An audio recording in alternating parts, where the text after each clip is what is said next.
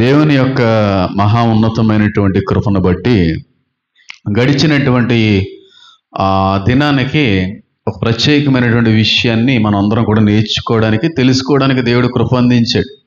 ఏమిటి ఆ విషయం అంటే, అసలు ఆరాధన అంటే ఏంటి, ఆరాధనతో పాటుగా ఆత్మతో ఆరాధించడం అంటే ఏంటో కూడా తెలియపరిచే ప్రయత్నం చేశాను.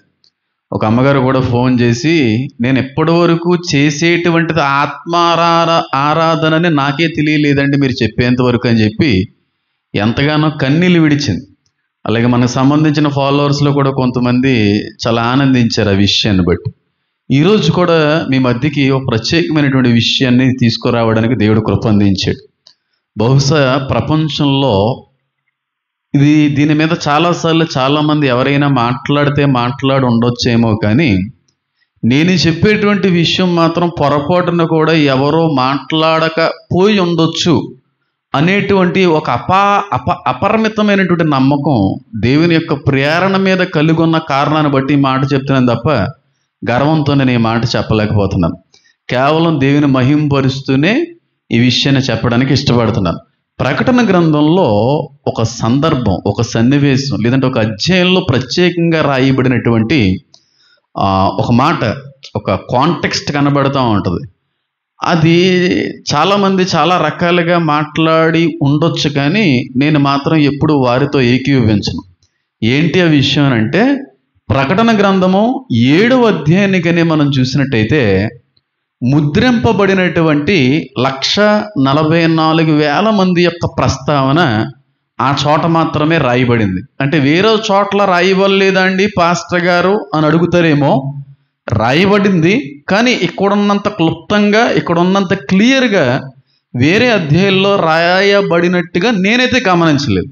కాబట్టి ప్రకటన గ్రంథం 7వ అధ్యాయం 1వ వచనం నుంచి కన్నా మనం చదివినట్టయితే అక్కడ ఇజ్రాయేలు యొక్క 12 గోత్రాలు కనబడతా ఉంటాయి. 12 గోత్రాల్లో ఒక్కొక్క గోత్రం ఎన్ని వేల మంది? 12,000 మంది. మొత్తం కలిపి ఎంతమంది? 1,44,000 మంది. ఈ 1,44,000 మందిలో ఓ గోత్రం తప్పిపోయింది. ఆ గోత్రం పేరే దాను అనే గోత్రం. కాబట్టి మీరు చెక్ చేసుకోండి. రీసెంట్గా నాకు ఆమోస్ గారు కూడా ఈ విషయంలో అడిగినట్టున్నారు కదండి. సమయం వచ్చినప్పుడు మాట్లాడతానండి, ఇలా చెప్తే అయిపోయేది కాదు, కొన్ని రెఫరెన్స్ని కోట్ చేసి మాట్లాడతాను కూడా చెప్పడం జరిగింది. కాబట్టి ఈ అధ్యాయం అంతా 17 వచనాల్లో మనం చదవడానికి సమయం సరిపోదు, కానీ మీరు కానీ ప్రకటన గ్రంథం 7వ అధ్యాయం మీద ఒక మంచి అనుభవం కానీ ఉన్నట్టయితే అక్కడ గోత్రాల యొక్క ప్రస్తావన, లెక్క, ముగింపు అనేటువంటిది కనబడతా ఉంది. చూడండి, నేను చదువుతాను, మీరు నా వెనకాల ఒక్కసారి ధ్యానించే ప్రయత్నం చేయండి. చూడండి, 7వ అధ్యాయం 1వ వచనం. 1వ వచనంలోనే చాలా పెద్ద అర్థం ఉంటుంది. అయితే దాన్ని టచ్ చేయట్లేదు, నేను దానిలోకి వెళ్ళే అవసరం లేదు. అవకాశం కాదు, కానీ అది అంత అవసరం లేదు. 7వ అధ్యాయం 1వ వచనం. అట్టు తర్వాత భూమి యొక్క 4 దిక్కులలో 4 దేవదూతలు నిలిచి ఉండి, భూమి మీదనైనను సముద్రం మీదనైనను ఏ చెట్టు మీదనైనను గాలి వీచకుండానట్లు భూమి యొక్క 4 దిక్కుల వాయువులను పట్టుకుని ఉండగా చూచితిని. క్లియర్గా మనం 1వ వచనాన్ని కానీ గమనిస్తే భూమి యొక్క 4 వైపులా 4 దేవదూతలు నిలబడి ఉన్నారు. ఏ విధమైనటువంటి గాలి కూడా వేచకుండునట్లుగా ఆక్సిజన్ అనేటువంటిది సరఫరాని పూర్తిగా ఆపేయాలి. ఇదంతా కూడా శ్రమలకు సంబంధించింది. ఆపేయాలని ఆలోచనతో రెడీగా ఉన్నారంట. ఇంకా ఆపేయాలని భూమి యొక్క 4 దిక్కుల్లో 4 దేవదూతలు రెడీగా ఉన్నారు. ఏ చెట్టు మీదనైనను గాలి వేచకుండానట్లు భూమి యొక్క 4 దిక్కుల వాయువులను పట్టుకుని ఉండను. అంటే 4 వైపుల నుంచి వచ్చేటువంటి గాలి రాకుండా ఆపేసి ఉన్నారంట. ఎప్పుడైతే 4 దేవదూతలు గాలి భూమికి తాక్కుండా, మనుషులు అనుభవించకుండా ఆపే ప్రయత్నం చేశారో, వెంటనే ఒక దేవదూత మళ్ళీ ప్రత్యక్షమైంది.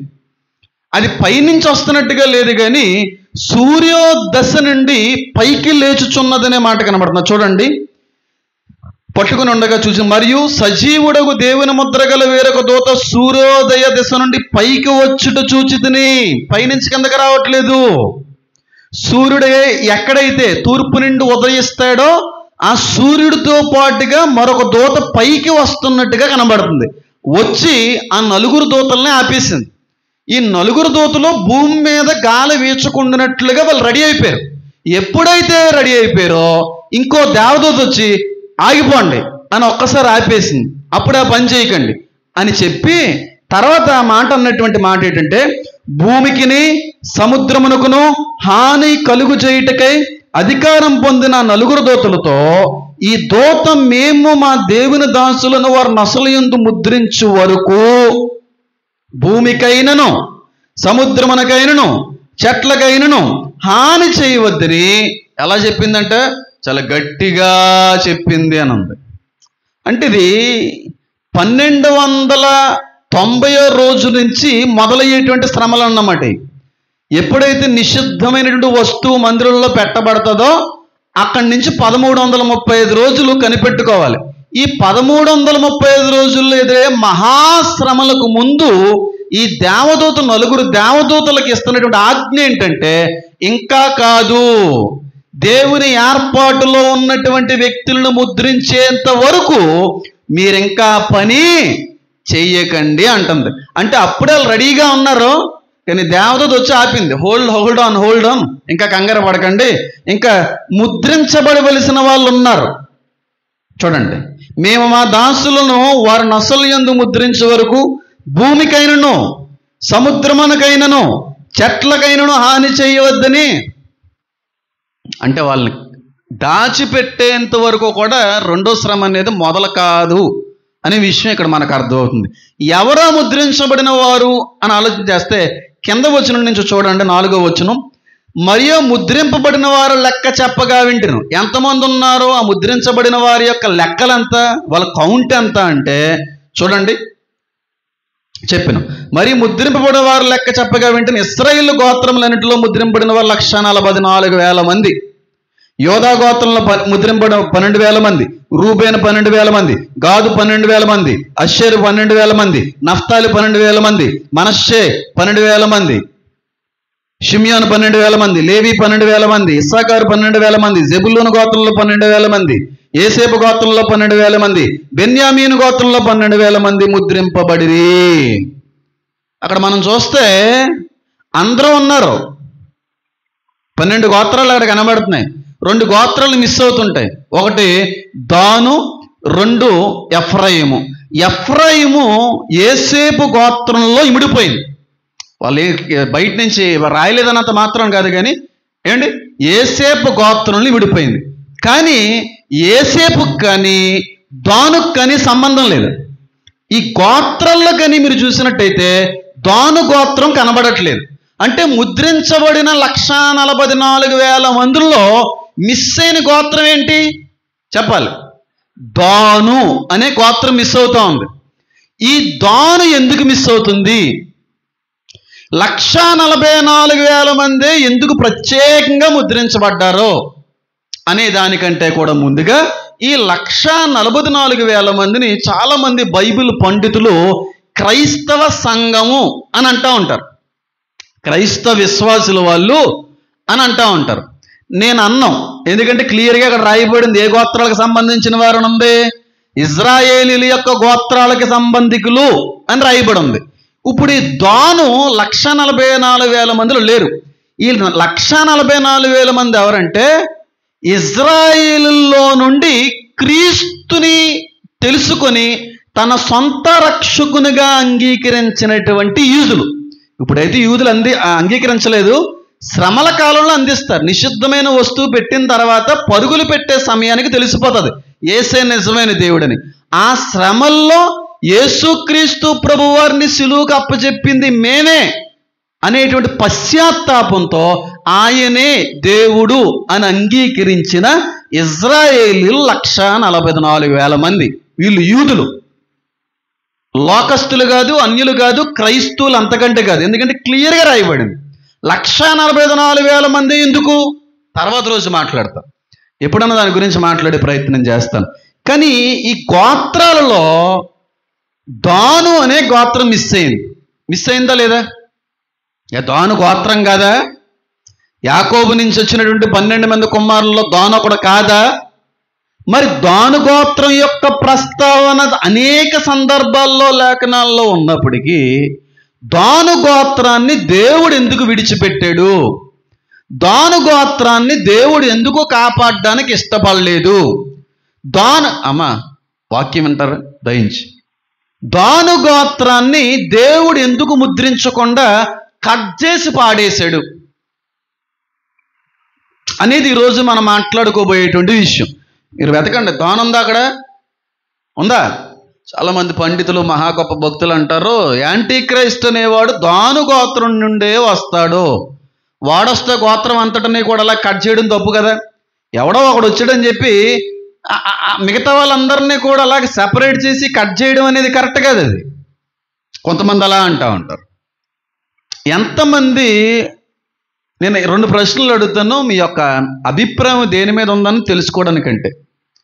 దాను గోత్రాన్ని దేవుడు పూర్తిగా ఇజ్రాయెల్ నుంచి తీసేశాడు, కనబడదు అసలు, శపించబడిన వారు అయిపోయారు వాళ్ళు. అసలు 144,000 మందిలో అసలు గోత్రమే కనబడకుండా చేసి పాడేశాడు దేవుడు. కాబట్టి ఇంక దేవుడు వాళ్ళని పూర్తిగా కొట్టి పాడేశాడండి అనే వాళ్ళు చేతులు ఎత్తండి. ప్రకటన గ్రంథంలో రాయబడిందంటే మళ్ళీ ఇంక తిరిగి ఉండదు కనుక ఇంక పూర్తిగా కొట్టివేయబడిందండి అన్న వాళ్ళు చేతులు ఎత్తండి. అంటే దాని అర్థం ఏంటంటే అయితే వాళ్ళని కూడా రక్షించుకుంటాడండి అనే కదా మీ అర్థం. లేదండి, దాను గోత్రం అక్కడ రాయబడలేనంత మాత్రాన్న కొట్టివేసినట్టు కాదండి, ఆ గోత్రాన్ని కూడా దేవుడు రక్షించుకుంటాడండి అన్న వాళ్ళు చేతులు ఎత్తండి. దేనికి చేతులు ఎత్తకపోతే మైక్ ఎట్టేసి నేను లోపలికి వెళ్ళిపోతాను. నేను కామెడీ ఏం చేయట్లేదు, చాలా సీరియస్గా చెప్తున్నాను మాట. మైక్ ఎట్టేసి వెళ్ళిపోతాను.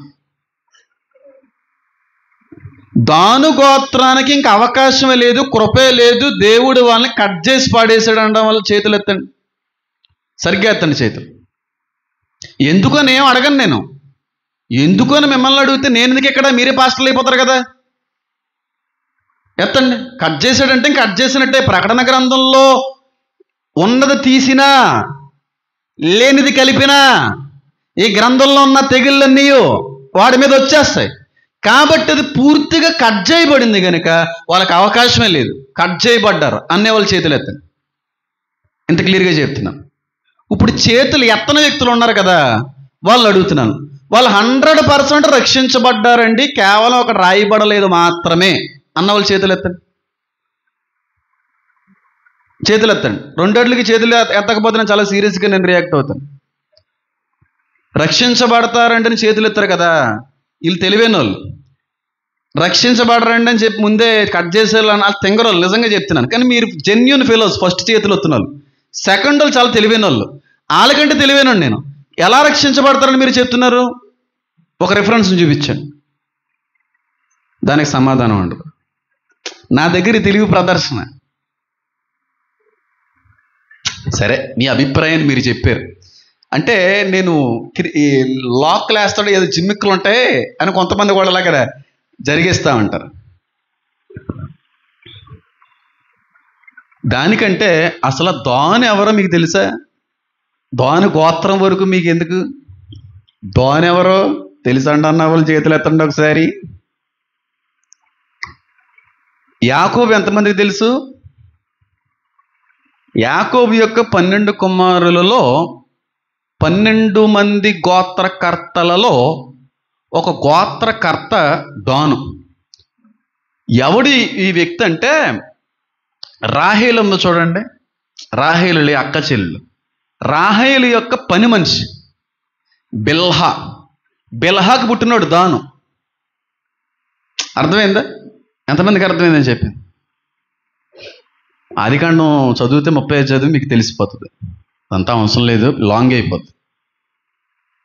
బిల్హాకి పుట్టినోడు అంటే ఒక దాసి కుమారుడు, రాహేలు యొక్క పని మనిషి కుమారుడు. వాడికి కూడా దేవుడు గోత్రకర్తగా అవకాశం ఇచ్చాడంటే దేవుడు గొప్పడా కాదా?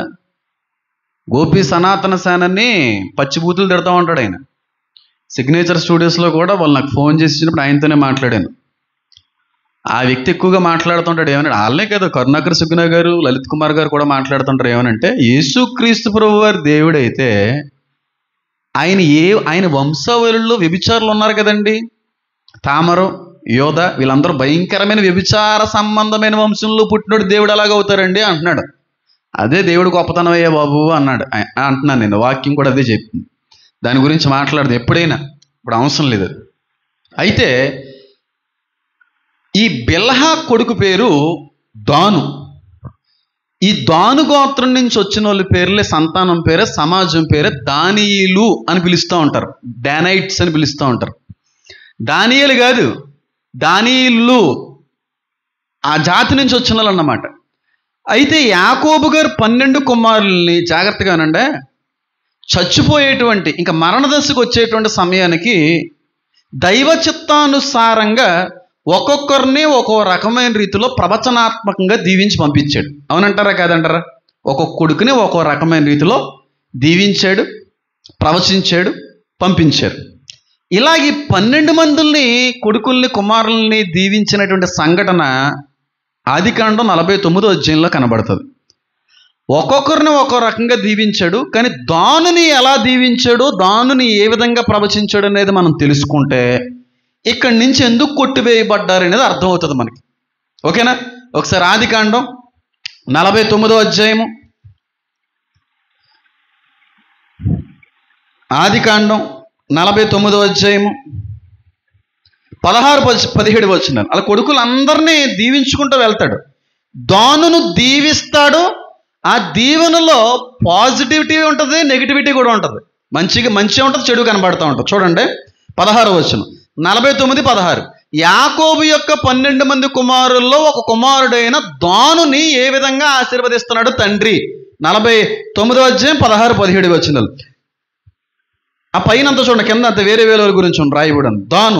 దాను ఇశ్రాయేలు గోత్రికుల వలె తన ప్రజలకు న్యాయము తీర్చును. మంచా చెడా? అది న్యాయము తీరుస్తాడు అనేది మంచా చెడా? అంత మంచి వాగ్దానం పొందుకుంది దాను గోత్రం. వాళ్ళని ఎందుకు కట్ చేసి పాడేస్తాడు దేవుడు? వాళ్ళని ఎందుకు రక్షించకుండా మానేస్తాడు దేవుడు?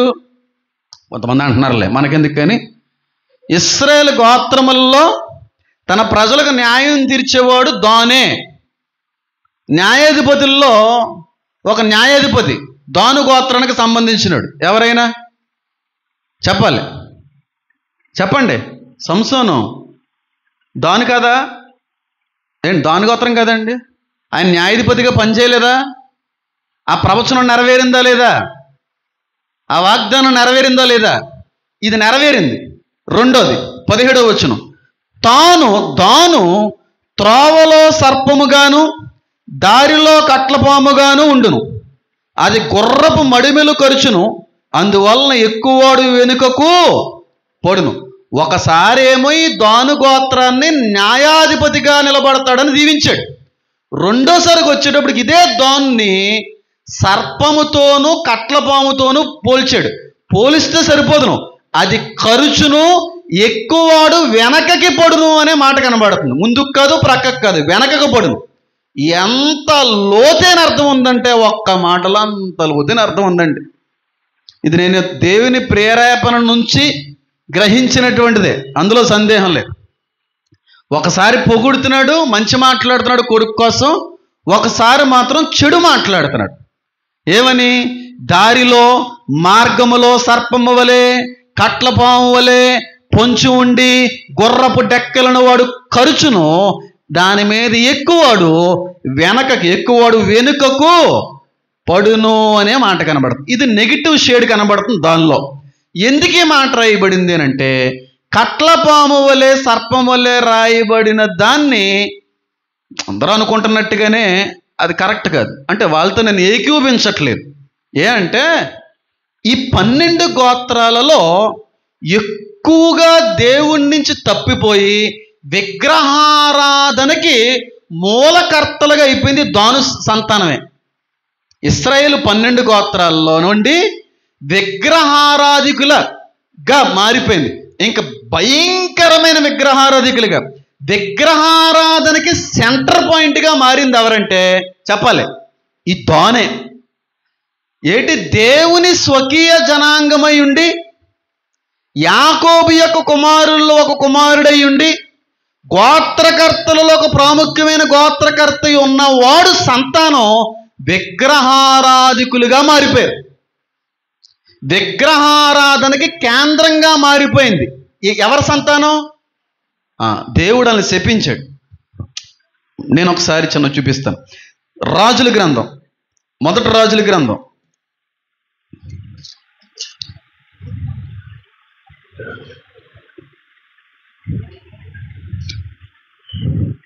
రాజులు మొదటి గ్రంథం,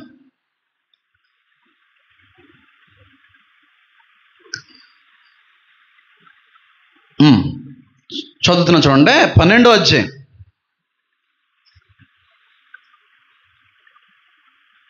జాగ్రత్తగా గమనించండి. మనం ఎంత గొప్పోలో, దేవుడు ఎంత గొప్పోడో, ఆయన ఆలోచనలు ఎంత శ్రేష్టమైనయో అర్థమవుతుంది వాక్యం ముగింపు వచ్చే సమయానికి. మొదటి రాజులు 12వ అధ్యాయం 26వ వచనం నుంచి, ఈ జనులు యెరూషలేమునందున్న యెహోవా మందిరమందు బలులు అర్పించుట ఎక్కిపోవుచుండిన ఎడల ఈ జనులు హృదయం యోధారాజైన రెహబామును తమ యజమానుని తొట్టి తిరుగును. అప్పుడు వారు నన్ను చంపి యోధారాజైన రెహబామును వద్ద మరలా చేరుదురు. రాజ్యం మరలా దావీదు సంతానము అగును అని యెరోబాము తన హృదయం ముందు తలంచి ఆలోచన చేసి 2 బంగారు దూడలను చేయించి జనుల్ని పిలిచి, యెరూషలేమునకు పోవుటకు మీకు బహు కష్టము, ఇశ్రాయేలు వారులారా, ఐగుప్తు దేశంలో మేము రప్పించిన మీ దేవుడు ఇవే అని చెప్పి, ఒకటి బేతేలు నందును, ఒకటి ఎక్కడుంచారండి? బంగారు దూడలు రెండేళ్లలో దాన్ని. ఎంత భయంకరమైనటువంటి విగ్రహారాధికులుగా ఈ గోత్ర సంబంధికులు మారిపోయారంటే ఒక వచనం సరిపోతుంది మనకి. ఐగుప్తుని తీసుకుని వచ్చింది ఎవరంట? ఎవరు? ఈ బంగారు దూడే. కాబట్టి ఒకటి అక్కడ పెడదాం, ఒకటి గోద దగ్గర ఉంచుదాం అని చెప్పి అన్న తర్వాత ఇంకా పిచ్చి విగ్రహారాధికులు అయిపోయారు. ఇంకొక మాట చూపిస్తాను. ఆమోస్ గ్రంథం. ఆమోస్ గారు అడిగిన దానికి ఆమోస్ గారి గ్రంథంలోనే కనబడుతుంది. ఆమోస్ గ్రంథం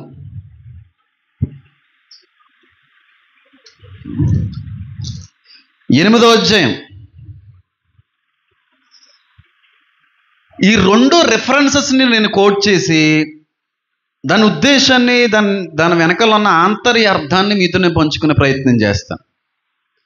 ఆమోస్ 8:13వ వచనం నుంచి, ఆ దినమందు చక్కని కన్యలను యవ్వనులను దప్పిచేత సొమ్మసిల్లుదురు, షామ్రోను యొక్క దోషమునకు కారణమగు దాన్ని తోడనియు, దాను నీ దేవుని జీవము తోడనియు, బెయేర్షెబా మార్గం జీవము తోడనియు, ప్రమాణము చేయవారికి లేవకుండా ఏమైపోయారు? కూలుదురు. అంటే దాను గోత్రం ఏమైందన్నమాట? దేవుని మూలంగా శపింపబడినది. ఏ కారణాన్ని బట్టి? విగ్రహారాధన అనే ఏకైక కారణాన్ని బట్టి ఆ జనాంగాన్ని వాళ్ళలో నుంచి దేవుడు తీసి పాడేశాడు. లేరింకా. అవునంటారా కాదంటారా? నేను చెప్తే కదా, వాక్యం చెప్తుందే నేను చూపిస్తున్నాను. వాక్యాన్ని చూపించే నేను మాట్లాడుతున్నాను. శపించబడినటువంటి గోత్రంలో గోత్రం దాను గోత్రం. ఎందుకంటే వీళ్ళు విగ్రహారాధనకి సెంటర్ పాయింట్, మూల స్తంభాలు అయిపోయారు. ఇంకా పిచ్చ విగ్రహారాధికులు అయిపోయారు. వీళ్ళతో కానీ మిగిలిన గోత్రాలు కానీ అనుసంధానంగా కలిసిమెలిసి ఉంటే వీళ్ళందరినీ పాడు చేస్తారని కొట్టి పాడేశాడు, తీసి పాడేశాడు. అవునంటారా కదంటారా? కాబట్టి ఈ 1,44,000 మందిలో ఉన్నటువంటి గోత్రాల నుండి ఏ గోత్రం తీసివేయబడింది చెప్పాలి? దాను గోత్రం తీసివేయబడింది. ఇప్పుడు 1,44,000 మంది ఎవరు? యూదులే. ఇప్పుడు 1,44,000 మందిలో యూదులు ఉన్నారు. యూదుల్లో దానుందా? లేదు.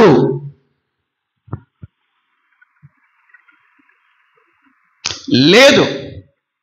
అలాగని చెప్పి వాళ్ళని వదిలేయలేదు దేవుడు. ఇక్కడ ట్విస్ట్ ఉంది. ఈ 1,44,000 మంది యేసుక్రీస్తు ప్రభువారు ఒలీవల కొండ మీద అడుగుపెట్టే సమయానికి కొండ మీద కనబడతా ఉంటారు.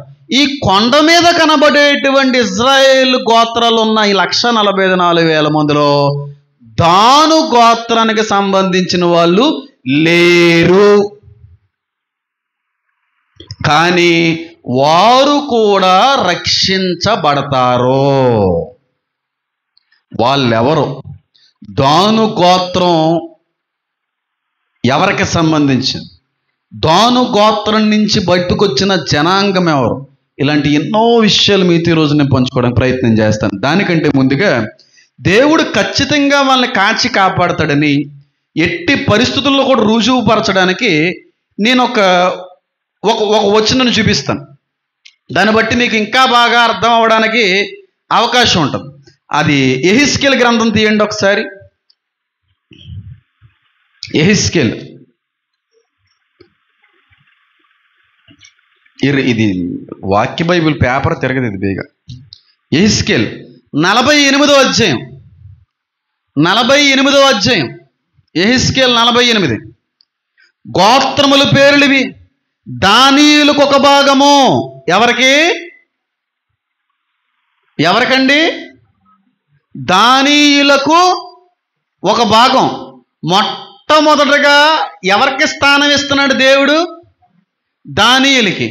ఇది దేనికి సంబంధించింది? 1000 ఏండ్ల పరిపాలనకు ముందు జరిగేటువంటి విభాగం. ఇది విభజించబడ్డం అంటే నూతన యెరూషలేములో దానియేలు ఉంటారని ఉందా లేదా? దీన్ని బట్టి ఉంటారు 100%. దానియేలుకు ఒక భాగమును, అది ఉత్తర దిక్కు సరిహద్దు నుండి హమాతునకు పో మార్గము, హెత్లోమునకు పో సరిహద్దు వరకున, హసోరానాను దమస్కు సరిహద్దు వరకున, హమాతు సరిపోదు మార్గమున, తూర్పుగాను పడమరగాను వ్యాపించు భూమి. దాని యొక్క సరిహద్దు నానుకొని తూర్పు పడమరలుగా అశ్షూరీయులకు ఒక భాగము, అశ్షూరు సరిహద్దును ఆనుకుని తూర్పు పడమగా నఫ్తాలీలకు ఒక భాగము, నఫ్తాలీల సరిహద్దును ఆనుకుని తూర్పు పడమగా మనష్యులకు ఒక భాగము, మనష్యుల సరిహద్దును అనుకుని తూర్పు పడమగా ఎఫ్రాయిములకు ఒక భాగము, ఎఫ్రాయిముల సరిహద్దును ఆనుకుని తూర్పు పడమగా రూబేనులకు ఒక భాగము, రూబేనులకు ఆనుకొని తూర్పు పడమగా యోధావారికి ఒక భాగం, యోధావారి సరిహద్దును ఆనుకుని తూర్పు పడమగా మీరు ప్రతిష్ఠిత భూమి యందుండును. దాని వెడల్పు 25,000 కొరలు. దాని నిడివి తూర్పు నుండి పడమ వరకు తక్కిన భాగము నిడివలనే ఉండును. పరిశుద్ధ స్థలము దాని మధ్య ఉండవలెను. దేని గురించి మాట్లాడుతున్నాడు ఇక్కడ భక్తుడు? నూతన యెరూషలేము అనే పట్టణం. అందులో దానియేలుకి దేవుడు అవకాశం ఇచ్చాడు.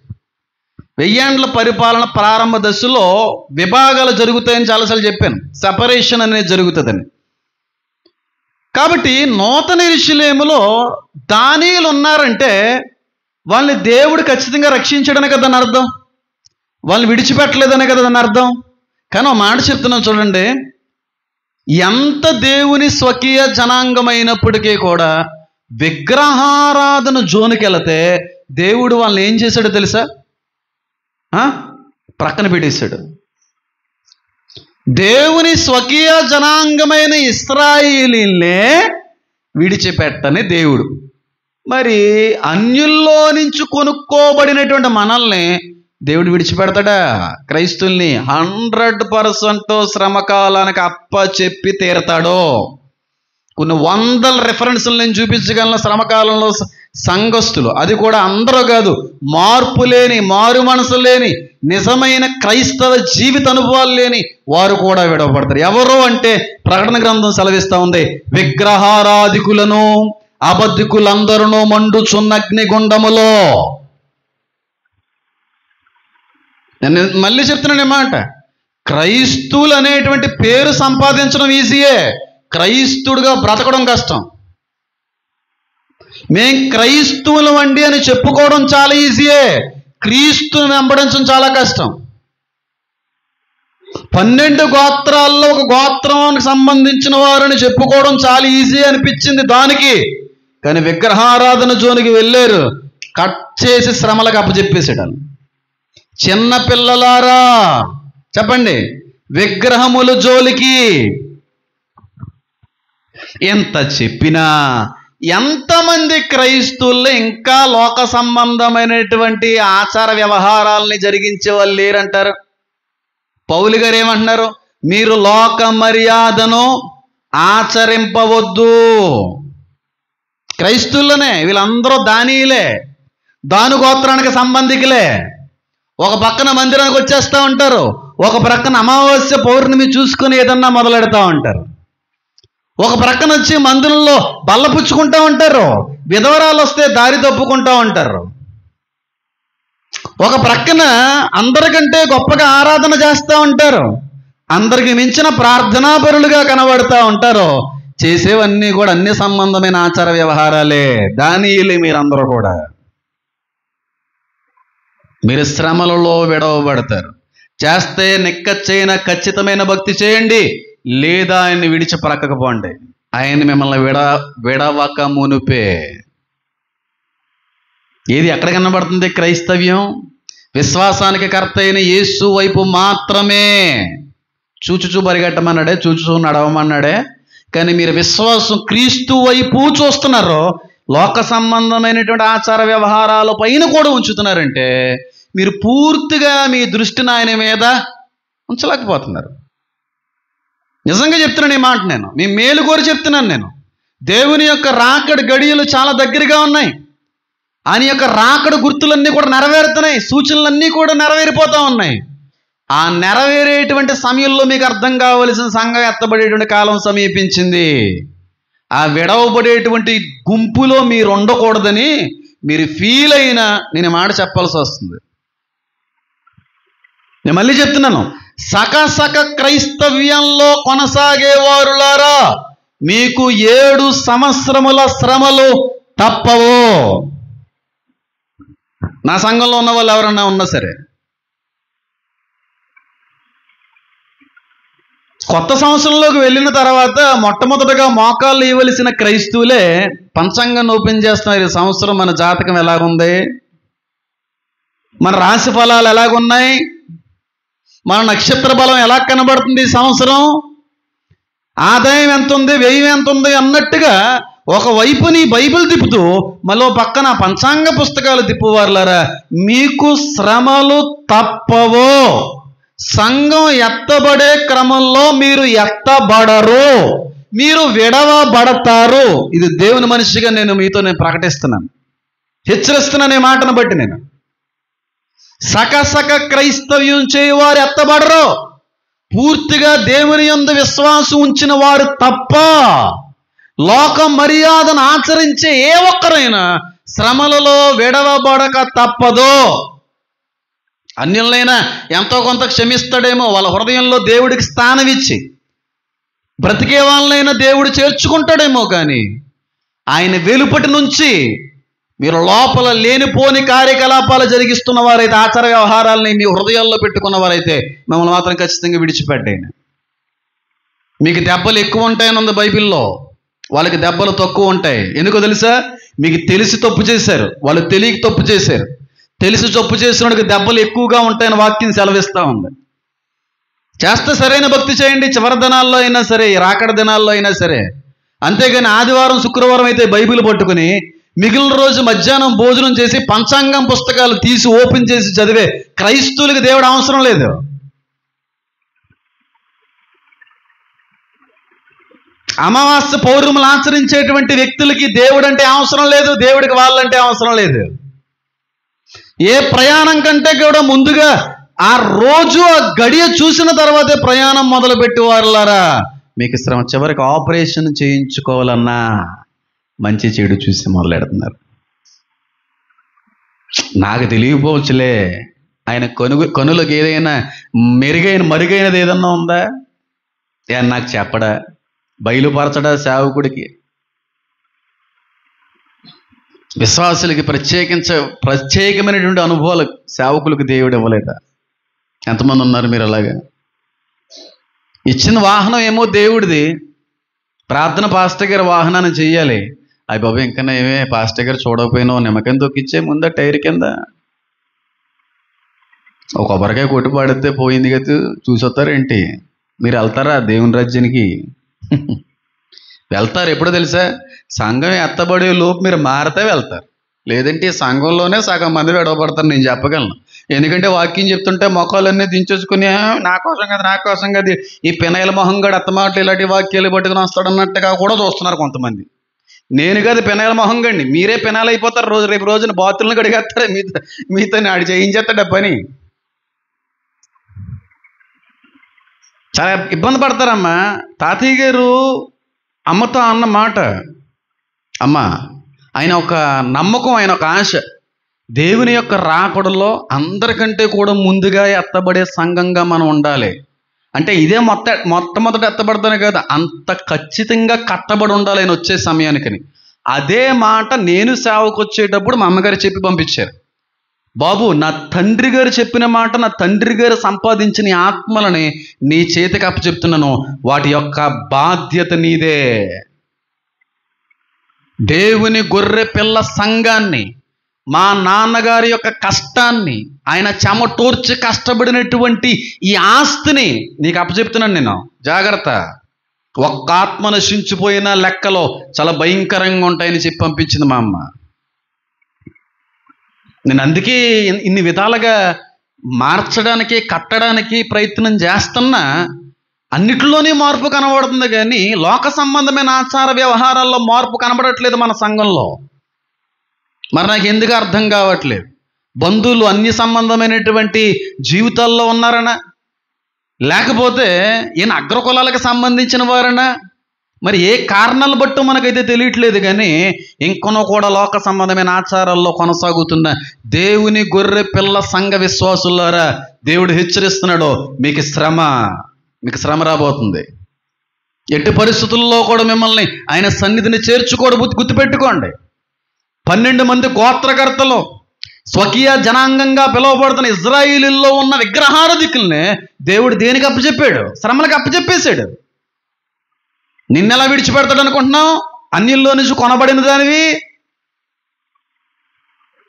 చాలా జాగ్రత్తగా ఉండాలి. చివరి దినాల్లో ఉన్న ఇప్పటికైనా మానేసుకోండి అన్ని. ఉంచితే దేవుడి మీద విశ్వాసం ఉంచండి, లేదంటే దేవుడు ఏం చేయలేడు, చేతకానాడు వాడు అన్నట్టుగా వదిలిపాడేయండి అంతే. అంతేగాని సకసక భక్తి చేస్తానండి, 2 పడవల మీద నేను కాలేసి సముద్రం దాటుతానంటే ఎట్టి పరిస్థితుల్లో జరగని పోయినది. ఒక పడవ మీద వెళ్ళడమే చాలా కష్టమైపోతుంది. 2 పడవల మీద చెరుకు వైపు చెరుకు కాలేసి సముద్రం దాటేస్తాం ఏదో రకంగా అనుకుంటున్నారేమో. చాలా భయంకరమైన సుడిగుండం వచ్చి మిమ్మల్ని మింగేస్తుందేమో, గుర్తుపెట్టుకోండి. మానండి. నేను బహిరంగంగా పేర్లు ప్రస్తావించి కూడా చెప్పొచ్చు, ఎందుకంటే వారి యొక్క పేర్లు దేవుడు ప్రేరేపిస్తా ఉన్నాడు. నేను చెప్పాలనుకోవట్లేదు. టకా లేపేయగలను ఎవరు అలాంటి స్థితిలో ఉన్నారో, ఎవరు కట్టబడ్డారో, ఎవరో ఆత్మీయ బలాన్ని పుంజుకొని దేవుడి మీద ఏకాగ్రత కలిగి విశ్వాసంలో కొనసాగుతున్నారు. ఏమండి రాజుగారు, విశ్వాసానికి కర్త అయిన క్రీస్తు వైపు వెళ్తుందా మీ మార్గం? గుండెల మీద చేసుకొని చెప్పగలరా?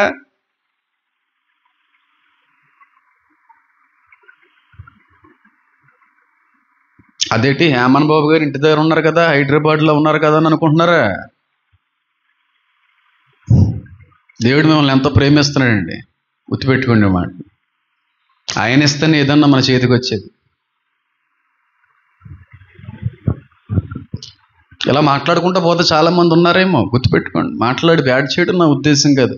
ఆయన అర్థం చేసుకునే వ్యక్తి కనుక ఆయన జస్ట్ ప్రశ్నించారు, మీరు అలాంటి స్థితిలో ఉన్నారని.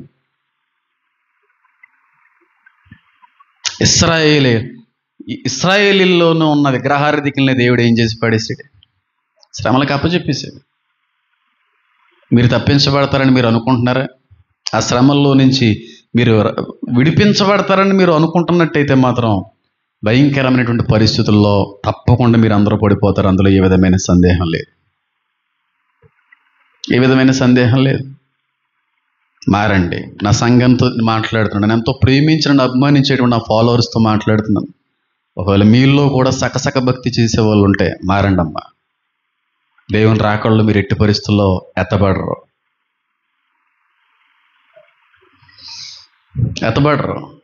అబద్ధికులు మండుచున్న గుండం అంటుంది. వ్యభిచారులు, విగ్రహారాధికులు, అబద్ధమును ప్రేమించేవారు, అవిశ్వాసులు, హంతకులు, జాగ్రత్త, మానేయండి. మీకు మేలు కోరి చెప్తున్నాను నేను, మానేసుకోండి. జరిగేది ఏదైనా జరుగుతుంది, జరగాలని ఏది దేవుడు రాసిపెట్టి అదే జరుగుతుంది. అంతేకాని సిద్ధాంత్ గారి దగ్గరికి వెళ్ళి సిద్ధాంత్ గారు చెప్పినట్టుగా చేద్దామని అనుకుంటే కొంచెం మంచి జరిగినట్టుగా ఉండొచ్చు, ఖచ్చితంగా ఏదో రోజున మాత్రం నేను అపవాదికి అప్పచెప్పేస్తుంది అనుభవం. ఈ విషయాన్ని గమనించుకోకపోతే ఇజ్రాయిల్ కంటే గొప్పవారు అయితే మనం కాదని అనుకుంటున్నాను. వాళ్ళని క్షమించలేదు. ఈ విషయాన్ని గమనించండి. దానియేలుని దేవుడు ఇజ్రాయిల్ నుంచి కొట్టివేయడానికి కారణం భయంకరమైన పాపంలో మునిగిపోయారు, భయంకరమైన విగ్రహారాధికులుగా మారిపోయారు. నేను అనుకోకుండా వస్తుంది మాట, పాస్టర్లు కూడా మంగళవారం శుక్రవారాలు ఫాలో అవుతారంటే మీరు నమ్ముతారా? పాస్టర్లు కూడా, సో కాల్డ్ పాస్టర్స్, పాస్టర్గా పిలువబడుతున్న వాళ్ళు కూడా మంగళవారం శుక్రవారం సెంటిమెంట్లు ఫాలో అవుతారంటే నమ్మే వాళ్ళు ఎవరైనా ఉన్నారా? నేను కూడా నమ్మడానికి కొంచెం కష్టమైంది, కానీ నిజం అని చెప్పి తెలుసుకోవడానికి కొంచెం లేట్ అయింది. వీళ్ళు పాస్టర్లు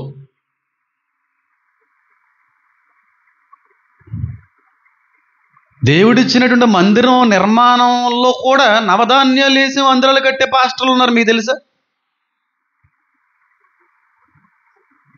దేవుడికి ఇచ్చేటువంటి కానుక హృదయ ప్రేరేపణ బట్టి ఇవ్వండి అంటే 116, 1116, 506 రూపాయలు ఇచ్చే వాళ్ళు కూడా ఉన్నారని మీకు తెలుసా?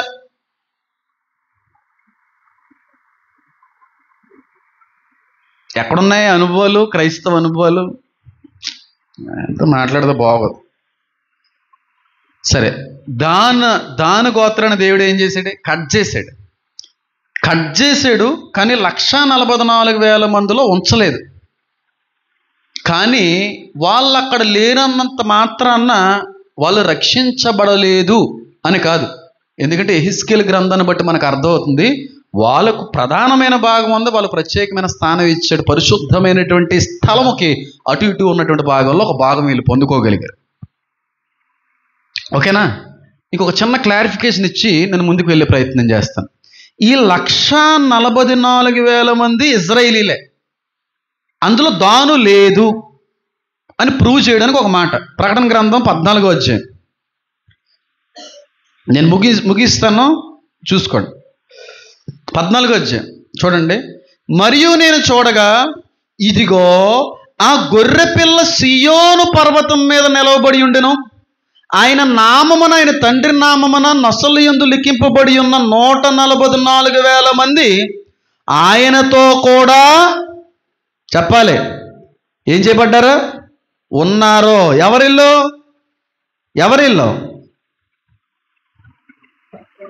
ఇప్పుడు 7వ అధ్యాయంలో కనబడ్డా చూడండి, 144,000 12 గోత్రాలు వాళ్ళే వీళ్ళు.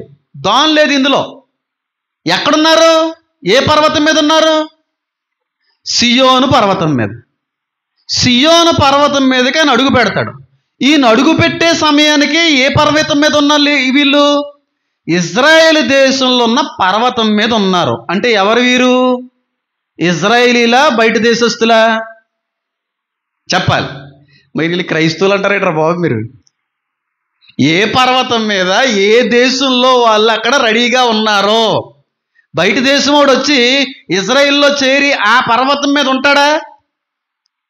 ఉండరు. ఆ దేశానికి సంబంధించిన వాళ్ళు, ఆ ప్రజ క్రీస్తును అంగీకరించి ఆయన వచ్చే సమయానికి సియోను పర్వతం మీద కనబడుతున్నారు వీళ్ళు ఇజ్రాయిలీలు. 7వ అధ్యాయంలో కనబడుతున్న 144,000 మంది గోత్రం నుంచి, గోత్రాల నుంచి వచ్చిన వాళ్ళు. అంటే వీళ్ళు ఒక్కలే రక్షించబడ్డారా? వేరే వాళ్ళు రక్షించబడలేదా? 100% రక్షించబడ్డారు. దాను గోత్రం కూడా రక్షించబడింది. వీళ్ళొక్కల్నే దేవుడు ఆ దేవదూత 7వ అధ్యాయంలో కనబడిన దేవదూత ముద్రించినట్లేదు. వీళ్ళొక్కల్నే ముద్రించారనుకుంటున్నారా? ఇజ్రాయేలు దేశంలో లేని వ్యక్తులను కూడా ముద్రించారు. మార్కు సువార్త 13వ అధ్యాయం, మార్కు సువార్త చూడండి, 13వ అధ్యాయం.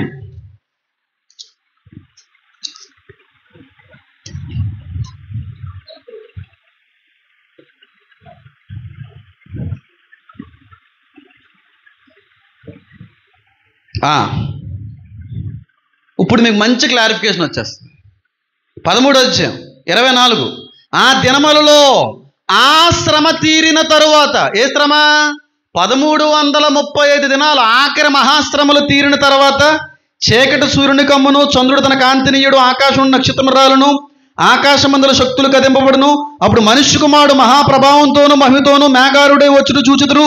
అప్పుడు ఆయన తన దూతలను పంపి భూమి అంతయు మొదలుకొని ఆకాశాంతము వరకు నలుదిక్కుల నుండి తాను ఏర్పరచుకుని వారిని పోగు చేయించును. వీళ్ళెవరు? ఏర్పరచబడినటువంటి వాళ్ళు లోకంలో కలిసిపోయారు కదా, వాళ్ళు పోగు చేయమంటున్నాడు. వీళ్ళ 1,44,000 మంది అనుకున్నారేమో, కాదు. ప్రకటన గ్రంథం 14వ అధ్యాయం ప్రకారంగా సియోను పర్వతం మీదకి దిగే సమయానికే ఆ 1,44,000 ముద్రింపబడిన వారు రెడీగా ఉన్నారు. కానీ ఇక్కడ మనం చూస్తే పోగు చేయమంటున్నాడు. అంటే వాళ్ళు అప్పటికి అక్కడ సమకూరలేదని అర్థం. ఎవరు వీరు? వీరే దాను గోత్రానికి సంబంధించిన వారు. 14 ప్రకటనల్లో కనబడుతున్న 1,44,000 మంది ఉన్నటువంటి గోత్రాలకు సంబంధించిన వారు మార్కు 13, 27, 28లో ఉన్నటువంటి వాళ్ళు ఒకలా కాదా? ఒకరు కాదండి. ఎందుకంటే దూతలను పంపి పోగు చేయమంటున్నాడు కదా. తప్పిపోయిన వాళ్ళందరినీ, దాచబడిన వాళ్ళందరినీ ఆయన దగ్గరికి తీసుకుందామని చూడండి. అంజరుపుతుంగో ఏర్పరచుకున్న వారిని పోగు చేయించిన అన్నాడు కదా. ఇజ్రాయిల్లో దిగిన దేవుడికి మళ్ళీ కొత్తగా ఇజ్రాయిల్లో పోగు చేయించడం ఏమంటుంది? ఇజ్రాయిల్ జనాంగాన్ని అప్పటికి అక్కడ ఉన్నారు కదా. కాబట్టి పోగు చేయమని దేవదూతను పంపించింది బయట వాళ్ళండి. అక్కడున్న 1,44,000 మందిని కాదండి అన్నవాళ్ళు చేతులు ఎత్తండి. దాను గోత్రం ప్రపంచవ్యాప్తంగా ఉన్న అనేక అన్య మతాల్లో కలిసిపోయింది. అందులో మన దేశస్తులు ఉన్నాం. మనం కూడా దాను గోత్రంలో నుండి వచ్చిన వారే ఉంటే ఉండొచ్చు.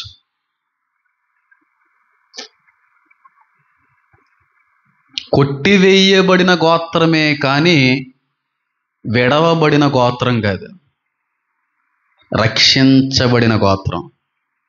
అంటే ఇంతకు ముందే సంఘం ఎత్తబడుతున్నారు కదా అన్యుల్లో నుంచి ఉన్నవాళ్ళు, ఆ సంఘం వేరు. కానీ ఈ గోత్రానికి సంబంధించిన వాళ్ళు ప్రపంచ నలుదిశలా చాలా చోట్ల చల్లా చెదురైపోయారు. వీళ్ళు భయంకరమైన విగ్రహారాధికులుగానే కొనసాగుతున్నారు. ఎప్పటి వరకు? ఆయన రాకడ వచ్చేంత వరకు. వీళ్ళల్లో ఏర్పరచబడిన వ్యక్తుల్ని దేవుడు ఏం చేశాడు? పోగు చేశాడు. ఎందుకు పోగు చేశాడు? మేకల్లో కలిసిపోయినా. ఇప్పుడు ఏంటి నా మీద ప్రశ్న? ఎవరన్నా చూసేవాళ్ళు? సెపరేషన్ జరిగింది కదా 1000 ఏండ్ల పరిపాలనకు ముందు. ఎవరికి గొర్రెలు ఎక్కడ కలిసిపోయినాయి చెప్పండి? మేకల్లో కలిసిపోయినాయి. వాళ్ళకి దేవుడు అంటే తెలియదు, క్రీస్తు అంటే తెలియదు. క్రీస్తుని అంగీకరించాలి కానీ మంచి పనులు చేసుకుని వచ్చారు. వీళ్ళని రక్షిస్తాడో ఈ రక్షించబడిన వాళ్ళల్లో దాను గోత్రానికి సంబంధించిన వారు కూడా ఉండొచ్చు అని నా అభిప్రాయం. ఎలా ఈ మాట నేను చెప్తున్నానంటే, సొలొమోను, దావీదు కుమారుడైన సొలొమోను చనిపోయిన తర్వాత ఇజ్రాయేలీలు 2 భాగాలు అయిపోయినాయి. 10 గోత్రాలు ఒక భాగం అయింది. బెన్యామీను, యోధ ఒక భాగం అయిపోయి ఉంది. అర్థమైంది నేను చెప్పింది? ఈ 10 భాగాలు అయిపోయిన వాళ్ళందరినీ లాస్ట్ ట్రైబ్స్ అంటారు. నేను చెప్పాను ఆల్రెడీ. సమరీయులులో కొన్ని గోత్రాలు కూడా నేను ఒకసారి చెప్పాను నేను. అయితే చరిత్ర తెలియజేస్తూ ఉంటుంది. కొంతమంది గొప్ప గొప్ప చరిత్రకారులు మాట్లాడుతున్న మాట ఏంటంటే, ఈ తప్పిపోయినటువంటి గోత్రాల్లో దాను గోత్రం కూడా ఉంది. దాను అప్పటికి పోలేదు. ఈ దాను గోత్రం ఎక్కడుండేదంటే ఓల్డ్ ఇజ్రాయేల్ అని పిలిచేవారు. పాత యెరూషలేము ఇజ్రాయేల్. అక్కడ హెర్మోను అనే పర్వతం ఉంది. Hermon, mount of Hermon. పడద్రోయబడినటువంటి దేవదూతలు కూడా ఆ పర్వతం మీద వచ్చి పడ్డారన్నట్టుగా కొన్ని మాటలు కనబడుతూ ఉంటాయి. నిజాలు దేవుడు తెలియాలి. నేను దాన్ని టచ్ చేయను, లేఖనాల్లో లేనిది నేను మాట్లాడకూడదు కనుక. ఈ హెర్మోను అనేటువంటి పర్వతం దగ్గర కొంతమంది ఇశ్రాయేలీలు నివాసం చేస్తూ ఉండేవారంట. ఎవరో ఎంతమందికి అర్థమవుతుందని చెప్పింది? అందులో దాను గోత్రానికి సంబంధించిన వాళ్ళు కూడా నివసిస్తుండేవారండి అని అంటూ ఉంటారు. వాళ్ళని బేత్ ఇజ్రాయేల్ అని పిలుస్తూ ఉంటారు. ఆ కమ్యూనిటీని, ఆ సమూహాన్ని, ఆ బృందాన్ని బేత్ ఇజ్రాయేల్ అని పిలుస్తూ ఉంటారు. ఎంతమందికి అర్థమవుతుందని చెప్పింది? ఈ దానుకు సంబంధించినటువంటి మనుషులు నెమ్మదిగా లాయిషు అనేటువంటి ఒక పట్టణం ఉంది. లాయిషు అనే పట్టణం. ఈ లాయిషు అనేటువంటి పట్టణం కనానీయుల యొక్క పట్టణం, వీళ్ళది కాదు. కనానీయులు ఇశ్రాయేలు యొక్క శత్రువులు. ఆ కనానీయుల పట్టణాన్ని ఈ దానీయులు ఆక్రమించుకొని ఆ పట్టణానికి దాను అని పేరు పెట్టేశారు. అర్థమవుతుంది కదా? కథలో చెప్తాను. లాయిషు అనే కనాను పట్టణాన్ని వీళ్ళు ఆక్రమించి ఈ గోత్రానికి సంబంధించిన దాను విగ్రహారాధికులు తర్వాత దాను అనే పేరు మార్చేశారు లాయిష్ని. అర్థమైంది నేను చెప్పింది? దానికి ముందు 700 BC, క్రీస్తుకు ముందు పూర్వం 700లో అశ్షూరీయులు వచ్చిన తర్వాత బందీలుగా వెళ్ళిపోయారు. వీళ్ళందరూ బందీలుగా వెళ్ళిపోయిన వాళ్ళల్లో వీళ్ళు కూడా ఉన్నారు. ఈ దాను గోత్రానికి సంబంధించిన వాళ్ళు కూడా ఉన్నారు. అంటే దాని అర్థం ఏంటంటే, మీరు అర్థం చేసుకోవాల్సింది, ఈ గోత్రం చల్లా చెదురైపోయింది. ఇజ్రాయేలులో ఇప్పటికీ 1,45,000 55,000 మంది దానుకు సంబంధించినటువంటి సమాజం ఉండొచ్చు అని లెక్కలు ఉన్నాయి. ఇజ్రాయేల్ ఇప్పుడు కూడా ఉన్నారని చెప్పి, కొంతమంది ఇజ్రాయేల్లో ఉన్నారు, కొంతమంది దారి తప్పారు. ఎంతమందికి అర్థమవుతుందని చెప్పింది? వీళ్ళని ఏమని పిలిచేవారంటే, ఈ బేత్ ఇజ్రాయేల్ అనేటువంటి కమ్యూనిటీని ఏమని పిలిచేవారంటే ఇథియోపియన్ జూస్ అని పిలిచేవారు. ఇథియోపియన్ జూస్ అని పిలిచేవారు. పిలుపు ఒక నపుంసకుడికి బాప్తిసం ఇస్తారు. ఆ నపుంసకుడు ఎక్కడి నుంచి వచ్చాడు? చెప్పాలి. ఐథోపియా, ఇంగ్లీష్లో ఇథియోపియా. ఇథియోపియా అనేటువంటి ప్రాంతానికి సంబంధించిన వాళ్ళే ఈ దాను గోత్రానికి సంబంధించిన వాళ్ళు అని అంటారు. ఎంతమందికి అర్థందో చెప్పింది? ఇథియోపియా అనేటువంటి ప్రాంతం సౌత్ ఆఫ్రికాకి సంబంధించి, సౌత్ ఆఫ్రికా. ఇప్పుడు ఆ సౌత్ ఆఫ్రికా మీదే ముస్లింలు దాడి చేసి కొన్ని 100 మంది కాల్ చేస్తున్నారు. గొప్ప గొప్ప మిషనరీలు, పెద్ద పెద్ద పాస్టర్లు సౌత్ ఆఫ్రికాకే మొట్టమొదటి సువార్తను తీసుకెళ్లారంటే మీరు నమ్ముతారా? ఎందుకు పంపించాడు దేవుడు అక్కడికి? తప్పిపోయిన గోత్రం. ఇథియోపియా నుంచి వచ్చినటువంటి కందాకే, అవునా? నపుంసకుడికి బాప్తీసం ఇచ్చింది ఎవరు? ఇప్పుడు ఈ బాప్తీసం తీసుకున్న వ్యక్తి వెళ్ళి అక్కడికి వెళ్ళి సువార్త ప్రకటించుంటాడా, ఉండడా? ఒక తోమ భారతదేశాన్ని మార్చేసినప్పుడు ఎంతో ఆసక్తితో ఆపేక్షతో క్రీస్తుని రక్షణ విలువని ఎరిగినటువంటి ఈ నపుంసకుడు తిరిగి ఇథియోపియాకి వెళ్ళి ఆ ప్రాంతానికి సువార్త ప్రకటించి మార్చుంటాడా, మార్చుండడా? 100% మార్చుంటాడు.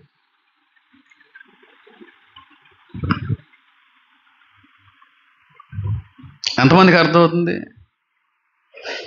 ఒక చక్రవర్తి, ఆయన పేరు నాకు అంత ఐడియా రావట్లేదు, హెరోడోటస్ అనుకుంటా. హెరోడోటస్ రోమన్ చక్రవర్తి. ఆ రోమన్ చక్రవర్తి మన భారతదేశాన్ని ఏ పేరుతో పిలిచేవాడు తెలుసా? భారతదేశానికి ఉన్నటువంటి అతి పురాతనమైన పేరేంటో తెలుసా? షాక్ అవ్వకండి. Eastern Ethiopia. ఈస్టర్న్ ఇథియోపియా అని పేరు ఉంటుంది మనకి, మన భారతదేశానికి పురాతన కాలంలో. తర్వాత సింధు దేశమైంది.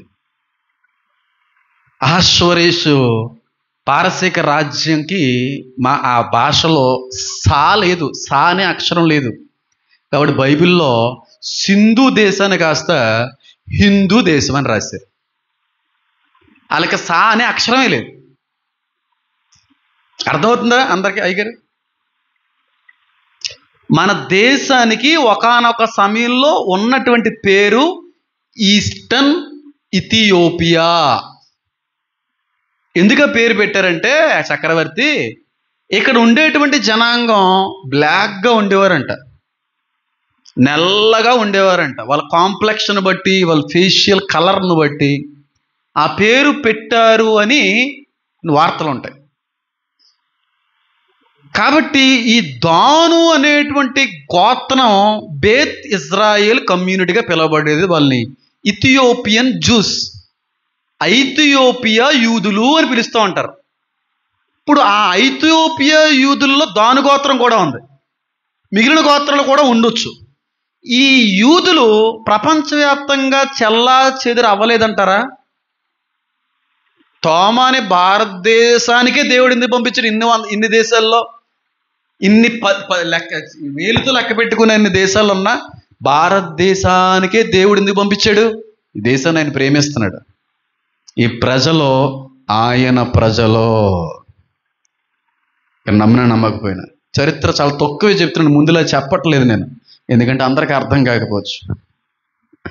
సౌత్ ఆఫ్రికాకి ఏ పేరైతే ఉన్నదో, ఏ జనాంగం అయితే అక్కడ ఉండేవారని చెప్పి చరిత్ర చెప్తుందో, మన భారతదేశానికి కూడా ఉన్నటువంటి ఒక అతి పురాతనమైన పేరు ఈస్టర్న్ ఇథియోపియా, సింధు, ఓఫీర్, అబీర్, సోఫిర్, ఇలాంటి చాలా పేర్లు ఉన్నాయి మన దేశానికి, భారతదేశానికి. భారతలు వచ్చిన తర్వాత ఆ పేరు పెట్టబడింది, కానీ అంతకుముందు ఎన్ని పేర్లు ఉన్నాయి. కాబట్టి ఇలా చెల్లా చెదురైపోయినటువంటి గోత్రాలలో చాలామంది ప్రపంచవ్యాప్తంగా చెల్లా చెదురైపోయారు. వాళ్ళల్లో గోత్రాలకు సంబంధించిన వాళ్ళు ఉన్నారు. నెమ్మది అమ్మా అదంతా ఎందుకమ్మా, ప్రపంచవ్యాప్తంగా ఉన్న జనాంగం అంతా ఏ ఫ్యామిలీ నుంచి వచ్చారు చెప్పండి? ఎక్కడి నుంచి వచ్చారు చెప్పండి? నోవాహు ఫ్యామిలీ మెంబర్స్ మనందరం. ఆ యనమండుగురి నుంచి వచ్చాం. ఆదామ అన్నారు కనుక ప్రళయంతో మొత్తం నాశనం చేశాడు. నోవాహు నుంచి వచ్చిన జనాంగంలో అబ్రహామును పిలుచుకున్నాడు, ఇస్సాకు, యాకోబు, తర్వాత 12 గోత్రాలకి మార్కేశాడు. అర్థమైందా? అందరూ అక్కడి నుంచి వచ్చిన వాళ్ళే, అందరూ ఆయన ప్రజలే. అందుకే వాక్యం సెలవిస్తుంది, ఆయన లోకాన్ని ఎంతో, ఎందుకు? అందరూ ఆయన మనుషులే, అందరూ ఆయన బిడ్డలే. మరి కులాలు మతాలు ఎక్కడి నుంచి వచ్చినాయండి? మనుషులు పెట్టుకుంటూ వచ్చినాయండి. ఇప్పుడు ప్రపంచవ్యాప్తంగా ఉన్నటువంటి వాళ్ళందరూ కూడా ఏర్పాట్లో ఉన్న వాళ్ళేనా? కాదు. ఎందుకని అంటారా? దీని గురించి మాట్లాడితే బాగోదు, కొంతమంది కౌంటర్స్ కూడా వేయచ్చు. అయినా నేను నాకున్న జ్ఞానంలో, నాకున్నటువంటి ఇన్ఫర్మేషన్ మీకు పాస్ చేస్తాను. రీసెంట్గా కొంతమంది శాస్త్రవేత్తలు సర్వే చేసి వాళ్ళు చెప్పిన మాట ఏంటంటే, ప్రపంచవ్యాప్తంగా ఉన్నటువంటి మానవుల యొక్క డిఎన్ఏలో కొంత డిఎన్ఏ డెమోనిక్ డిఎన్ఏ కనబడుతుందంట. పూర్తిగా మనిషి డిఎన్ఏ కదా, చాలా విచిత్రమైన డిఎన్ఏ కనబడుతుందని అన్నారు. నెఫీలియన్లు అనేవాళ్ళు ఉన్నారా లేదా? ఏలియన్స్ అనేవాళ్ళు ఉన్నారా లేదా? ముందు ముందు రోజుల్లో ఇంకా అన్ని చూపిస్తుంది చరిత్ర, సైన్స్. దేవుడు చూపిస్తాడు, అప్పుడు బయట పెడతాడు ఇవన్నీ. ఇప్పుడు ఉన్న వాళ్ళందరూ కూడా జెన్యూన్ హ్యూమన్స్ అంటే నేను నమ్మట్లేదు. ఈ మనుషుల్లో కలిసిపోయినటువంటి దురాత్మ సంబంధికులు కూడా ఉన్నారు, ఇన్బ్రీడెడ్ హ్యూమన్స్ కూడా ఉన్నారు. మెసపోటోమియా చరిత్ర దగ్గరగానే మనం చదివితే అక్కడ కొన్ని భాగాలు, అది ఎక్కువ వద్దుగానే అంత, కొన్ని బాడీస్ని చెక్ చేస్తే ఆ బాడీస్లో బ్లడ్ మనిషికి ఏ రంగులో ఉండాలి? ఎరుపు. కానీ ఎండిపోయేది బ్లడ్. బాగా చెక్ చేస్తే ఈ బ్లడ్ బ్లూ కలర్లో ఉండొచ్చు అన్నారంట. బ్లూ కలర్లో బ్లడ్ ఏంట్రా బాబు? అందుకే చెప్తున్నాం, మనకు తెలిసింది జీరోయే, మిగతా దేవుడు మనకు తెలియజేయలేదు. చాలా జరుగుతుంది ప్రపంచంలో, జరిగింది, అది మనకు తెలుసుకోవలసిన పని లేదు. నెఫీలియన్ల యొక్క ఆత్మలకి శరీరం ఇచ్చినటువంటి సైతానుగాడు, మనుషులతో సంబంధాలు పెట్టించిన సైతానుగాడు ఎన్ని చేయలేడు? కాబట్టి ఇదంతా నేను మాట్లాడాలనుకోవట్లేదు, కానీ ఈ దాను అనేటువంటి గోత్రం ప్రపంచవ్యాప్తంగా చెల్లా చెదురైనటువంటి గోత్రం. ఈస్టర్న్ ఇథియోపియా అని మన దేశాన్ని పిలుస్తూ ఉంటారు. ఇథియోపియా ఇదంతా నల్ల జాతికి సంబంధించిన వాళ్ళు. మరి తెలుపు గెలుపు వచ్చేసినాయి కదండి అంటే, మరి నాకు తెలియదు, ఒకళ్ళు తెలిసినా అది చెప్తే బాగోదు. ఒకలే ఉంటారు ఏంటి? ఒకలే ఉంటారా?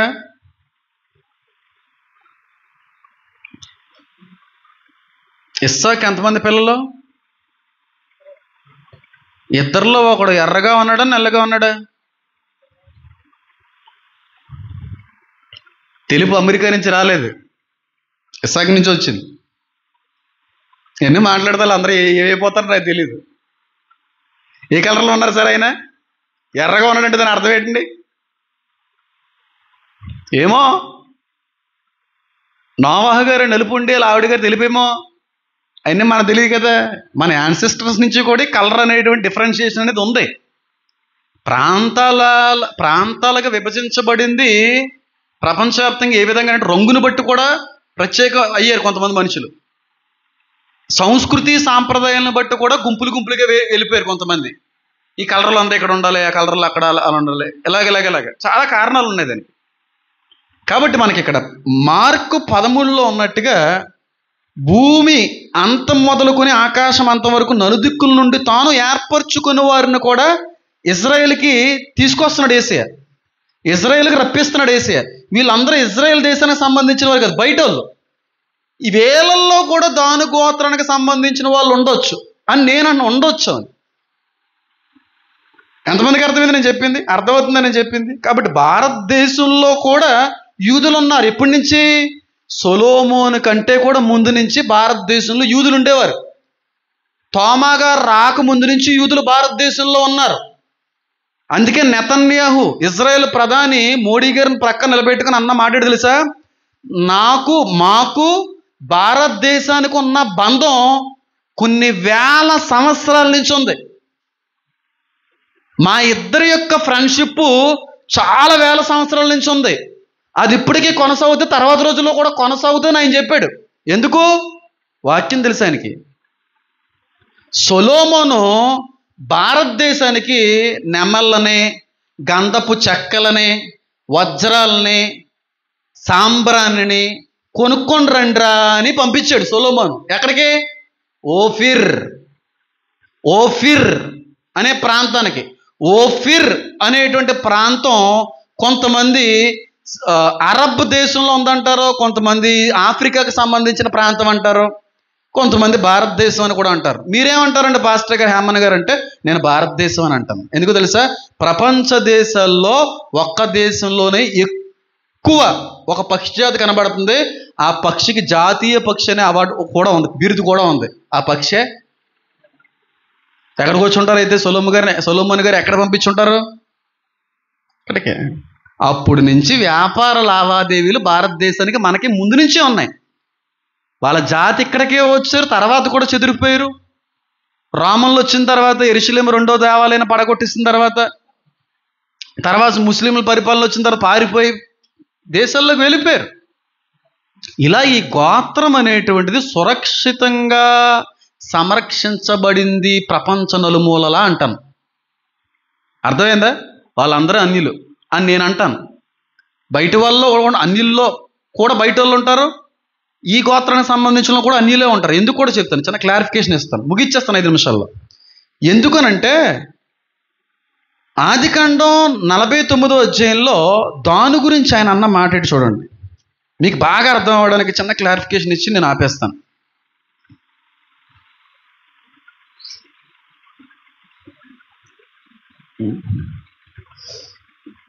నలభై 49వ అధ్యాయం 17వ వచనం. దాను త్రోవలో సర్పముగాను దారిలో కట్లబో పాముగాను ఉండును, అది గుర్రపు మడిములు కరుచును, అందువల్ల ఎక్కువవాడు వెనకకి పడును. దీన్ని బట్టి మీకు అర్థం కావాల్సింది ఏంటో తెలుసా? చాలామంది అన్యులు విడవబడతారు సంఘం ఎత్తబడినప్పుడు. కానీ అన్యుల్లో ఉన్న అనేక మందిని దేవుడు రక్షించుకుంటాడు. శ్రమల తర్వాత వీళ్ళని పోషిస్తాడు, అడవిల్లో భద్రపరుస్తాడు, వీళ్ళని సంరక్షించుకుంటాడు. ఎవరిల్లో? ఏర్పరచబడిన వారు, ముద్రించబడిన వారు. వీళ్ళల్లో విడవబడినటువంటి మారు మనసు లేని క్రైస్తవులు ఒకలే కాదు, ఇతర మతానికి సంబంధించిన అన్యుల్లో కూడా ఏర్పరచబడిన వారు ఉంటారు. వీళ్ళందరినీ లాస్ట్లో అయినా ఇజ్రాయేల్కి రప్పిస్తాడు, సపరేట్ చేస్తాడు. ఇది నిజం. అన్యుల్ని విడిచిపెట్టడు. మీకు మాట చెప్తున్నాను, సంఘం ఎత్తబడిన దానికి ముందు జరిగినటువంటి రక్షణ కార్యం కంటే శ్రమల్లో చాలా కోట్ల మంది రక్షించబడతారు. చాలా మంది అన్యులు రక్షించబడతారు. యేసుక్రీస్తు ప్రభువారు నిజమైన దేవుడని చాలా మంది తెలుసుకుంటారు శ్రమల్లో. వాళ్ళందరూ ముద్రించబడిన వారు, ఏర్పరచబడిన వారు. వీళ్ళందరూ క్రీస్తును అంగీకరించకుండా అన్యుల్లో దాను గోత్రం ఎలాగైతే విగ్రహారాధనలో మునిగిపోయిందో, వీళ్ళు కూడా ప్రపంచవ్యాప్తంగా చెదిరిపోయిన అనేక విగ్రహారాధనకు సంబంధించిన మతాల్లో కూరుకుపోయారు. చిన్న క్లారిఫికేషన్ ఇస్తాను, పెద్దది ఇది, చిన్నగా అర్థమయ్యేలా చెప్తాను. దాను ఇశ్రాయేలు గోత్రికుల వలె తన ప్రజలకు న్యాయం తీర్చి, దాను త్రోవలో సర్పముగా, నెగిటివ్ థింగ్ ఇది. మార్గములో త్రోవలో సర్పముగాను, దారిలో కట్లపాముగాను ఉంటాడు. ఎవడు? విగ్రహారాధన అని అర్థం చేసుకోవాలి. విగ్రహారాధన సంబంధిత మతాలు ఎక్కడున్నాయి? మార్గం మధ్యలో ఉన్నాయి. ఆ మార్గంలో వెళ్ళేటువంటి వ్యక్తులు ఆగిపోవడానికి కారణం ఎవరు చెప్పాలి? అది ఆ గుర్రం మీద ప్రయాణం చేసేవాడు వాడు వెళ్ళవలసిన గమ్యానికి వెళ్ళకుండా మధ్యలో ఆగిపోవడానికి కారణం ఎవరు? ఈ విగ్రహారాధికులే. అర్థమైందా? వీళ్ళు ఎప్పుడైతే ఆ గుర్రం మీద ప్రయాణం చేస్తున్న గుర్రాన్ని కొడతారో వాళ్ళు వెనక్కి వెళ్ళిపోయారు. మొదటివారు కడపటివారుగాను, కడపటివారు మనమందరం వెనకటి ఉండవలసిన వాళ్ళం, రక్షించబడి ముందుకు వచ్చాం. వీళ్ళొక్కలే కాదు, చాలామంది అన్యులు మనం ఎలాగైతే తెలుసుకున్నామో అలాగే చాలామంది అన్యులు ఆ శ్రమల్లో రక్షించబడతారు. ఎందుకు ఆలస్యమైంది? విగ్రహారాధన అనేది ముందుకు వెళ్లకుండా ఆపేసింది. ఇప్పుడు గుర్రం మీద వెళ్ళిపోతున్నారు, దారిలో పాము వచ్చి గుర్రాన్ని కొట్టింది, ప్రయాణం ఆగుతుందా? ఆగదా? వెళ్ళవలసినోడు గమ్యానికి చేరగలడా? చేరలేడా? చేరతాడు, నెమ్మదిగా చేరతాడు. అది దాని అర్థం. అర్థమైంది నేను చెప్పింది మీకు? ఈ సర్పంతో కట్లపాము అని ఎందుకు అన్నాడు? అది స్లోగా విషం ఎక్కేటువంటి. త్రాచుపాము అంటే బలి ఉందని అక్కడ వెంటనే చచ్చిపోదురు, లేట్ అవుతుంది కానీ ఖచ్చితంగా వస్తారు వాళ్ళు. కానీ ఎంతమంది ఆగిపోవడానికి కారణం మూలమైన ఈ దాను గోత్రం కూడా ఒక కారణమై ఉండొచ్చు అనేది నా అభిప్రాయం. చాలా ఉన్నాయి. మెసపటోమియా చరిత్ర దగ్గర చాలా విగ్రహ సంబంధమైనటువంటి ఆచార వ్యవహారాలు మొదలైనవి ప్రపంచవ్యాప్తంగా కూడా విస్తరించబడ్డాయి. వాళ్ళు కారణం, వీళ్ళు అసలైన కారణం. ఎందుకంటే ఫస్ట్ ఆఫ్ ఆల్ బంగారు దూడను పెట్టి విగ్రహాలను మొదలు పెట్టడానికి కారణమైన వాళ్ళల్లో వీళ్ళు ప్రముఖులు. చాలామంది అన్యుల్లో ఉన్న వాళ్ళు దేవుల్లోకి రావడానికి ఆలస్యం అవుతుంది. ఏంటి చెప్పండి? వాళ్ళ కొట్టుబాట్లు, వాళ్ళ ఆచార వ్యవహారాలు, వారి ఆరాధన సంస్కృతి వాళ్ళని ఆపుతుంది. విగ్రహ ఆరాధన అనేది ఈ మతాలన్నీ ఆపుతున్నాయి, కానీ నెమ్మదిగా వస్తారు వాళ్ళు. ఇది కొట్టింది, ప్రయాణం చేయకుండా ఆపేసింది. చాలామంది ఇశ్రాయేలుని మార్గం తప్పించింది, వెళ్ళవలసినటువంటి సజీవ మార్గంలోకి వెళ్లకుండా ఆపేసింది. చాలా ఉంది దీని గురించి మాట్లాడండి. దీని ఒక్క వచనం మీద 2 గంటలు మాట్లాడాలి. ఇప్పటికే మీరు అందరూ కళ్ళు తేలేసేసారు, బాబు అన్నట్టు చూస్తున్నారు. నాకు అర్థమైందా మీకు చెప్పింది? నేను కట్లపాము వలె, త్రోవలో సర్పం వలె గుర్రం యొక్క మడమను కొడుతుంది. ఎప్పుడైతే కొడుతుందో ఆ గుర్రం మీద ఉన్నవాడు వెనక్కబడతాడు. గుర్రం పడినట్టు లేదు అక్కడ. ప్రయాణం చేసేవాడు ప్రయాణం ఏమైపోద్ది అన్నమాట, చచ్చిపోతాడు. ముందా కంపెనీస్ అక్కడ ఏమన్నానే ఆలస్యం అవుతుంది, కానీ ఖచ్చితంగా ఏర్పాట్లో ఉన్న వాళ్ళందరూ రక్షించబడునుగాక. ఏమో మన బంధువుల్లోనూ, మన స్నేహితుల్లోనూ, మన చుట్టాల్లోనూ ఎంతమంది ఏర్పరచబడిన వారు ఉన్నారో, ఎంతమంది ఏర్పరచబడిన వారు ఉన్నారో చూడండి. వాళ్ళందరూ శ్రమల్లో తెలుసుకుంటారేమో. తెలుసుకోవాలంటే శ్రమలకు ముందే క్రీస్తుని గురించి మనం ఏం చేయాలి? ప్రకటించాలి. ప్రకటించడానికి అన్ని కుటుంబాల్లో నుంచి ఒక్కడినైనా దేవుడు ఏం చేస్తున్నాడు? అది పరిస్థితి. మనం ఏం చేస్తున్నాం? మేము అన్యుల్లో నుంచి వచ్చాం, హిందువుల్లో నుంచి వచ్చాం, అన్ని సంబంధమైన ఆచారాలు విడిచిపెట్టి వచ్చామని అనుకుంటున్నాం, రక్షణ పొందుకుంటున్నాం, బల్లా రొట్టె అన్ని తీసుకుంటున్నాం. మరి ఎంతమంది అన్య బంధువులకి చెప్పవలసిన అవసరతను బట్టి నిన్నే ఏర్పరచుకున్నాడని మర్చిపోతున్నాం. నువ్వు గొప్పడు అని కాదు, నిన్ను బట్టి వారు ఎప్పటికైనా మారుతారు. అయితే రాకడకు ముందు లేదా శ్రమకాలంలో. ఆ బాధ్యతను మర్చిపోయి మనం జీవిస్తున్నాం. చాలా భయంకరమైన శాపం అది. మనం ఒక్కళ్ళే రక్షించబడితే కుదరదండి. మన హైందవ అన్య కుటుంబాల్లో ఇంకెంతమంది ఉన్నారు, వాళ్ళందరికీ భారం, సువార్త ప్రకటించవలసిన భారం, బాధ్యత నీ ఒక్కడికి ఇచ్చాడు. అందుకే నిన్ను రక్షించాడు ఫస్ట్. అది మర్చిపోయి అసలు సువార్త బాధ్యతే మర్చిపోయారు కొంతమంది. వాళ్ళందరూ వస్తారు. ఆలస్యం అయింది, ఆచార విగ్రహ ఆరాధన ఆలస్యం చేసింది, కానీ ఎప్పటికైనా రక్షించబడతాం. ముద్రించబడిన వాళ్ళు ఉంటారు. దాను గోత్రం నుంచి పుట్టుకొచ్చిన విగ్రహారాధన ప్రపంచవ్యాప్తంగా అనేక విగ్రహ సంబంధమైనటువంటి బహుదేవతారాధనలో కొన్ని మతాలు ఇక్కడి నుంచి పుట్టుకొచ్చినాయి. వాళ్ళ మనం కూడా ఉండొచ్చు, మన యాన్సిస్టర్స్ కూడా ఉండొచ్చు, మన పూర్వీకులు ఉండొచ్చు, భారత సంతతిలో కూడా వాళ్ళు కలిసిపోయి ఉండొచ్చు.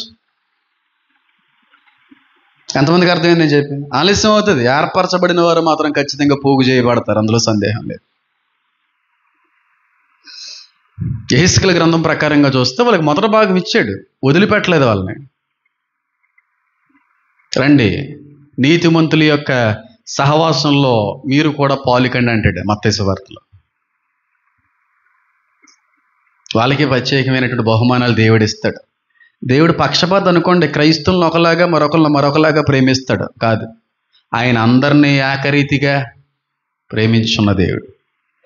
కాబట్టి ఇప్పుడు ఉన్నటువంటి అనేక బహుదేవతారాధనకు సంబంధించిన అనేక మతాలు, విగ్రహారాధన జరిగించు అనేక మతాల్లో కలిసి ఉన్నటువంటి ఒక గోత్రమే కూడా ఉండొచ్చు. అంటే కొన్ని రిఫరెన్స్ని బట్టి నాకు అర్థమైందా?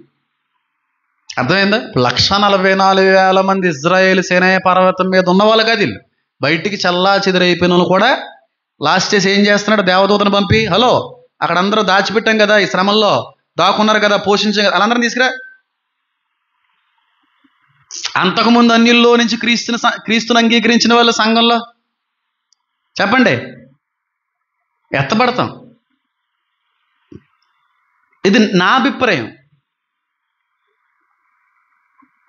కానీ ఆ గోత్రానికి సంబంధించిన మాత్రం శ్రమలు అనిపించలేదు. ఎందుకంటే ఒక దాన్ని వదిలి ఇంకో దాన్ని అంటే కరెక్ట్ కాదేమో అని. అలాగని చెప్పి ఇజ్రాయేల్ యూదుల్లో చాలా మంది క్రీస్తుని అంగీకరించి సంఘం ఎత్తబడే క్రమంలో కూడా ఎత్తబడచ్చు. అలా మాట్లాడినా కొంచెం ఇబ్బందిగానే ఉంటుంది. కాబట్టి దీని మీద ఎప్పుడన్నా నేను అందుకే అంటున్నాను, సెమినార్స్ నిర్వహించి మాట్లాడవలసిన విషయాలు ప్రత్యేకమైనటువంటి రీతిలో.